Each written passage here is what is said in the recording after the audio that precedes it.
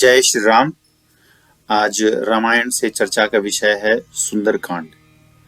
सुंदरकांड पर आज हम चर्चा करेंगे और यह भी समझने की कोशिश करेंगे कि सुंदरकांड का नाम सुंदरकांड क्यों रखा गया रामायण में। जैसे अयोध्या कांड में अयोध्या के बारे में चर्चा है, बाल कांड में श्री राम जी के बाल लीलाओं की चर्चा है, अरण्य कांड में श्री राम के वनवास की चर्चा है और अन्य ऋषि महर्षियों के से मिलन की चर्चा है।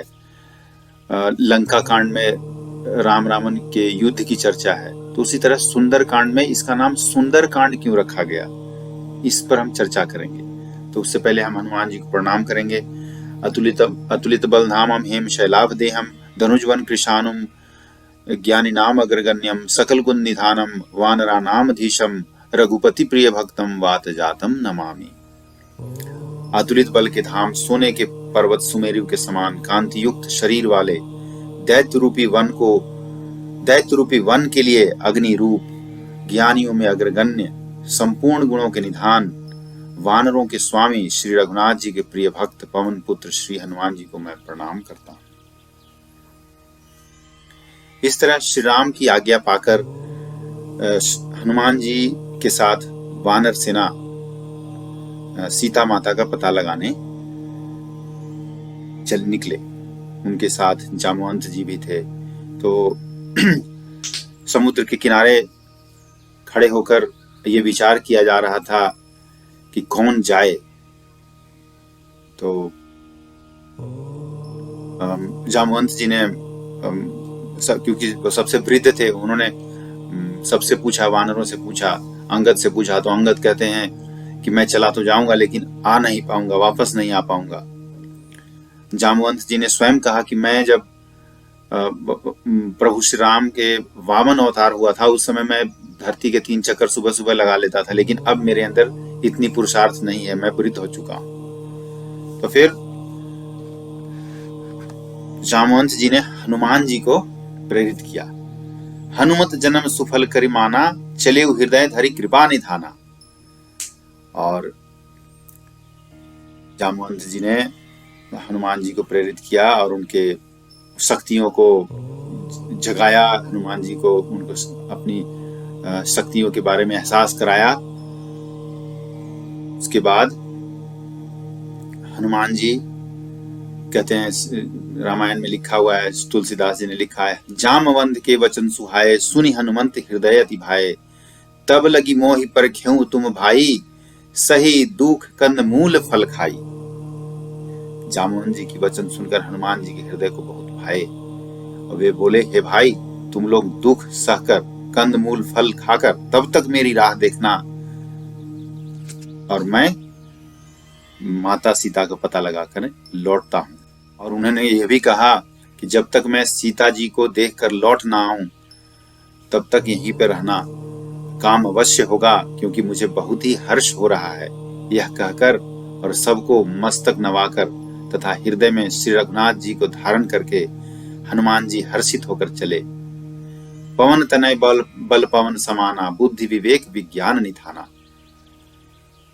और पर्वत के शिखर पर कूद कर चढ़े और श्री रघुवीर का स्मरण करके अत्यंत बलवान हनुमान जी उस पर बड़े वेग से उछले। जिस पर्वत पर हनुमान जी ने पैर रखकर उछले वे तुरंत ही पाताल में धंस गया था। जिस पर्वत पर हनुमान जी पैर रखकर उछले थे और छलांग लगाए थे वो पर्वत पाताल में धंस गया था। फिर हनुमान जी वहां से चले। कुछ दूर आगे बढ़ने पर मैनाक पर्वत सामने आ जाता है और उन्हें थोड़ी विश्राम के लिए कहता है और कहता है, आप अपनी थकावट दूर करने के लिए मैनाक पर्वत ने आग्रह किया। तो हनुमान जी ने कहा, राम काजु किए बिनु मोहि कहाँ विश्राम। और हनुमान जी पर्वत को प्रणाम कर निकल गए। फिर रास्ते में सुरसा नाम की राक्षसी से मिलन हुआ और उसने कहा, आज देवताओं ने मुझे भोजन दिया है, बहुत दिनों के बाद भोजन दिया है और मैं तुम्हें खा जाऊंगी। हनुमान जी विनती करते हैं कि उन्होंने कहा, मैं सीता माता का पता लगाने जा रहा हूं, पता लगाकर आऊंगा और श्री राम जी को मैं ये समाचार दे दूंगा, उसके बाद फिर मैं आपके पास आ जाऊंगा और आप खा लेना। लेकिन सुरसा नहीं मानी और उसने कहा कि मैं तुम्हें अभी खाऊंगी, हम मेरे मुझे लांग कर तुम जा भी नहीं सकते, ये ब्रह्मा ब्रह्मा का वरदान है। तो फिर हनुमान जी ने कहा कि ठीक है माता, मुंह खोलो। तो सुरसा 1 योजन दूर तक मुंह फैलाई। तब हनुमान जी ने अपना शरीर को दुगना बढ़ा लिया। इस तरह से करते करते सुरसा ने 16 योजन का मुख किया, हनुमान जी 32 हो गए। तो लिखा हुआ है, जस जस सुरसा बदनु बढ़ावा, ता सुदून कपि रूप दिखावा, सत योजन तही आन किन्हा, अति लघु रूप पवन सुत लिन्हा। जैसे जैसे सुरसा बदन बढ़ाई, हनुमान जी उसके दुगना हो गए। अब यहाँ पे सीखने वाली बात यह है कि हनुमान जी से सीखने वाली बात यह है कि जब शक्ति दिखाना हो तो बड़े हो गए हनुमान जी, और हमें भी यही सोचना चाहिए, जब शक्ति दिखाना हो तो बड़े हो जाओ, बुद्धि दिखाना हो तो छोटे हो जाना चाहिए। तो जैसे ही सुरसा अपना मुंह खोल के बहुत बड़ा कर लिया, आकार बढ़ा कर दिया, हनुमान जी एकदम छोटे हो गए और उसके मुख में जाकर और वापस निकल आए। और हनुमान जी कहते हैं, जब बुद्धि का प्रयोग करना हुआ तो एकदम छोटे हो गए, और आदमी को जब अपनी बुद्धि का प्रयोग करना हो तो छोटे हो जाना चाहिए। फिर सुरसा ने हनुमान जी को आशीष दिया और आशीर्वाद दिया कि तुम श्री राम के कार्य में अवश्य सफल होगे। इस तरह हनुमान जी लंका पहुंच गए और मशक के समान रूप धरकर नर रूप से लीला करने वाले श्री राम का स्मरण कर लंका को चले। लंका के द्वार पर लंकनी नाम की राक्षसी रहती थी, और लंकनी का संहार करके फिर आगे बढ़े। सभी घरों में देखने लगे कि कहीं माता सीता का पता लग जाए। और जब आगे बढ़े तो उन्होंने कहा, प्रवीष नगर की जय सब काजा, हृदय राखी कौशलपुर राजा। तो हनुमान जी ने श्री राम जी को अपने हृदय में धारण करके आगे बढ़े। फिर हनुमान जी ने रावण को शयन करते देखा, परंतु महल में जानकी जी दिखाई नहीं दी। फिर एक सुंदर महल दिखाई दिया, जहां भगवान का एक मंदिर बना हुआ था, शंख चक्र गदा एवं तुलसी का वृक्ष। तो हनुमान जी सोचे कि जरूर यह कोई नारायण भक्त का घर है।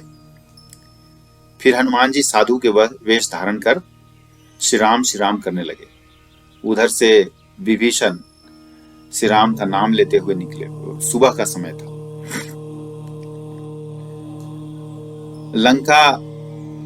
लंका निश्चर निकर निवासा, यहाँ कहाँ सज्जन कर वासा।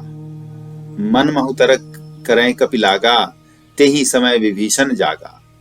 राम राम ते सुमिरन किन्हा, हृदय हर्ष कपि सज्जन चिन्हा। यही संसठी करी हूं पहचानी, साधु ते होई न कारण हानि। फिर विभीषण हनुमान जी से मिलकर उनका परिचय पूछा।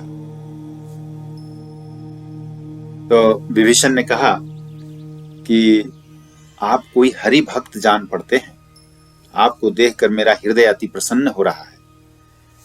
विभीषण ने यह भी कहा कि ऐसा लग रहा है जैसे आप दीनों में, उन्होंने कहा कि ऐसा लग रहा है जैसे स्वयं दीन पर दया करने वाले स्वयं श्री राम जी का दर्शन हो रहा है, या फिर वही स्वयं आए हैं मुझे दर्शन देने और मुझे कृतार्थ करने। फिर हनुमान जी ने अपना परिचय दिया और विभीषण से माता सीता का पता पूछा। और यहाँ पर विभीषण ने राम जी की भक्ति के बारे में बताया और कहा कि मैं हमेशा श्री राम की भक्ति करता रहता हूँ, परंतु क्या मुझ जैसे अधम राक्षसी कुल में जन्म। तो विभीषण को यह शंका थी कि मैं तो एक राक्षसी कुल में जन्म लिया हूं, तो क्या प्रभु मुझे अपना भक्त मानेंगे, श्री राम जी स्वीकार करेंगे। परंतु हनुमान जी को देखकर विभीषण ने कहा, हे हनुमान, अब मुझे विश्वास हो गया कि श्री राम जी की मुझ पर कृपा है, क्योंकि हरि की कृपा के बिना संत नहीं मिलते, बिनु हरि कृपा मिला ही नहीं संता।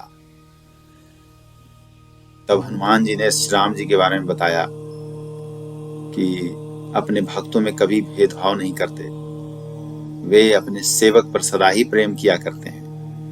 उन्होंने अपने बारे में कहा कि मैं एक चंचल वानर और सब प्रकार से नीच हूं, प्रातः काल मेरा नाम लेने से सारा दिन भोजन नहीं मिलता, फिर भी मुझ अधम पर भी श्री राम जी की मुझ पर बड़ी कृपा है।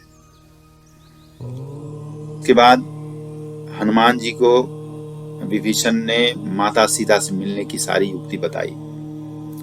फिर अत्यंत लघु रूप धरकर अशोक वाटिका में प्रवेश किया और माता को मन ही मन प्रणाम किया, और हनुमान जी पत्तों के बीच छुपकर विचार करने लगे कैसे इनका दुख दूर करूं।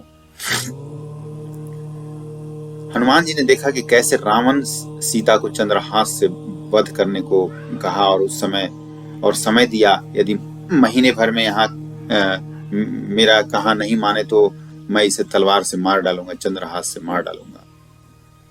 और कहा मास दिवस महु कहा न माना, तो मैं मारिब काढ़ी कृपाना। और इस तरह रावण के कहने पर राक्षसियों ने अनेक तरह से सीता माता को यातनाएं दी। तो यहाँ पर और एक चीज देखने वाली बात है कि वहां जब रावण चंद्रहास निकालकर मारने के लिए आगे बढ़ता है तो मंदोदरी हाथ पकड़ लेती है और रावण को मारने से रोक देती है।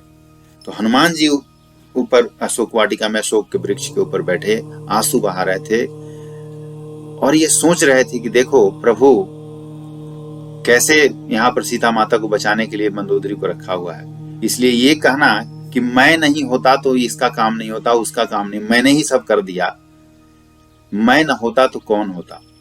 तो ये यहाँ से सिद्ध होता है, हनुमान जी यहाँ कहते हैं कि मैं न होता तो कोई और। तो इस तरह से ये कभी अहम नहीं होना चाहिए आदमी के अंदर। किसी को अगर हेल्प कर दिया, किसी को अगर सहायता कर दी, किसी का काम बना दिया, तो कभी ये नहीं सोचना चाहिए कि मैं नहीं होता तो इसका काम नहीं होता।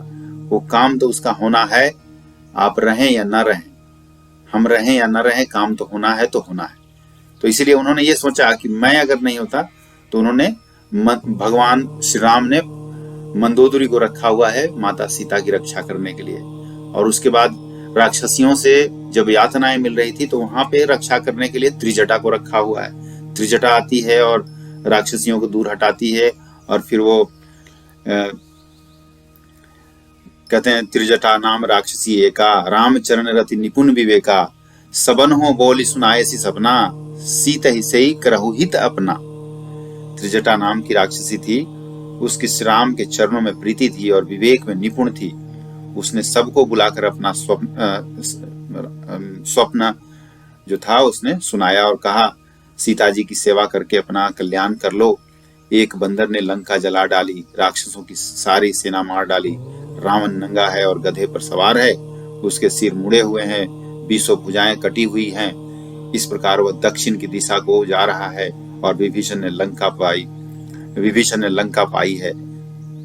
सब राक्षसियां सीता जी के चरणों में गिर पड़ी। राक्षसियों के जहां तहां चले जाने के बाद सीता जी मन में सोच करने लगी कि 1 महीना बीत जाने पर रावण मुझे मारेगा। त्रिजटा से अपने मन की बात बताई और कहा कि मेरे मरने का इंतजाम कर दो, चिता बनाकर उसमें आग लगा दो। त्रिजटा